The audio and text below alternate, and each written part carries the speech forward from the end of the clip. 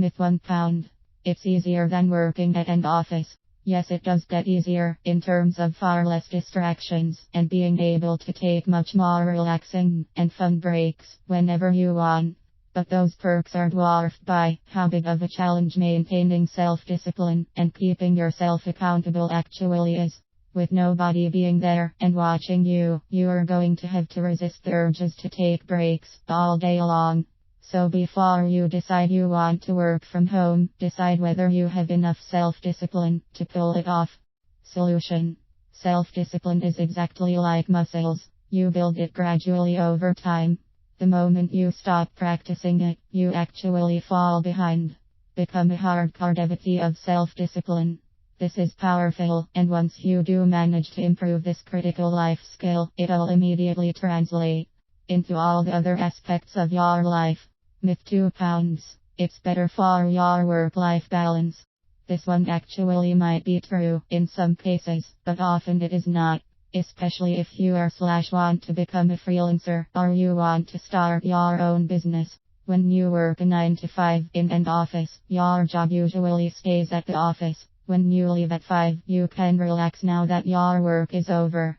Upon arriving home, you change the environment and you change your state of mind. But when your home is your workplace, this distinction is no longer there. Your mind starts associating particular areas and items at your home with work. What this can often lead to is your life and work mixing together.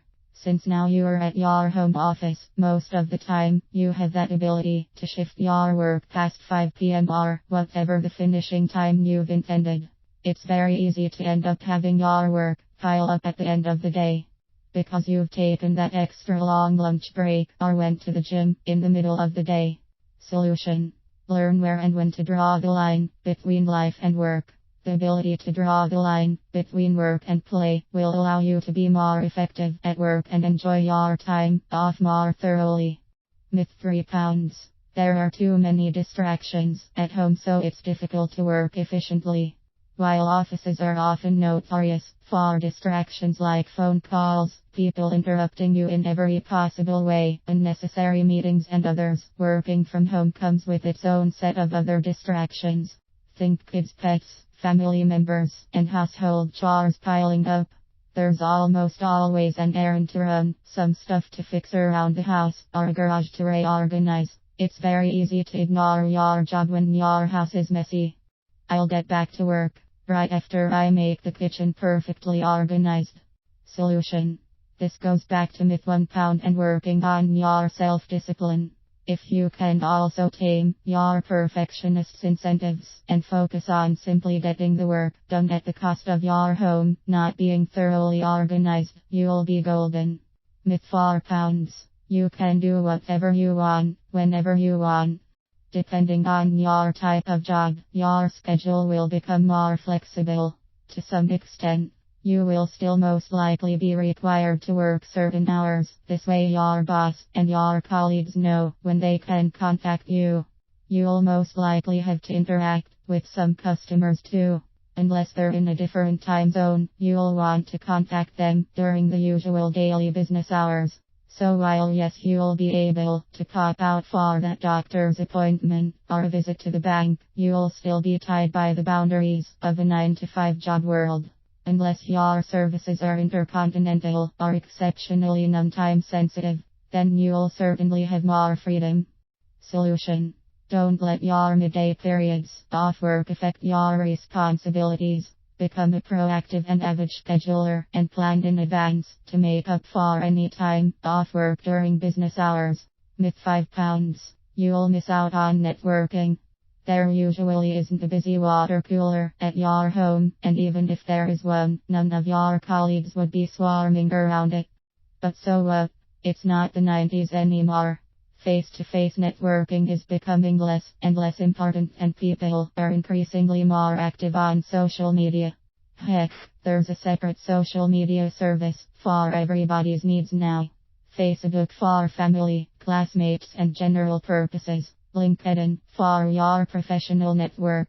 And Instagram for anyone interested in snippets about your life. As well as Twitter for keeping up to date with all the buzz. in your industry and social circles. The list goes on and on. Fill out your LinkedIn profile. Start a blog, either a personal one or on some specific topic. You probably already have a personal brand on the internet, whether you want it or not. Develop it consciously. Follow people you like, get introduced to friends of friends. You'll be surprised how small the world nowadays is. As to face-to-face networking, join local events related to your field and hobbies. The results are quality networking opportunities. You'll get to meet new people and see people you don't have the chance to see every day. Myth 6 pounds. Since you'll be home, you won't need childcare. Sounds like the most natural consequence, right? Wrong. Yes, you'll be closer to your kids, but you're still going to be working. And it'll be much harder to be completely distraction-free in this regard. You'll probably be trying hard to get focused and get a good deal of work done while your kid will be crying for attention.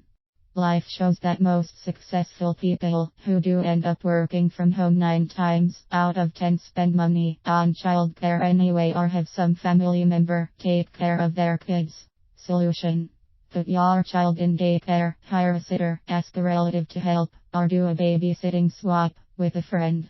You can certainly try to balance being closer to your offspring and getting work done efficiently. However, you are probably going to need some major help anyway, just like you would if you were working at an office. Summary: working from home certainly isn't for everyone, but most people could certainly do better while working from home by realizing some common pitfalls and learning how to overcome them. Much of the problem solving described here really boils down to one's organization skills and having a robust system to keep track of all the to-dos.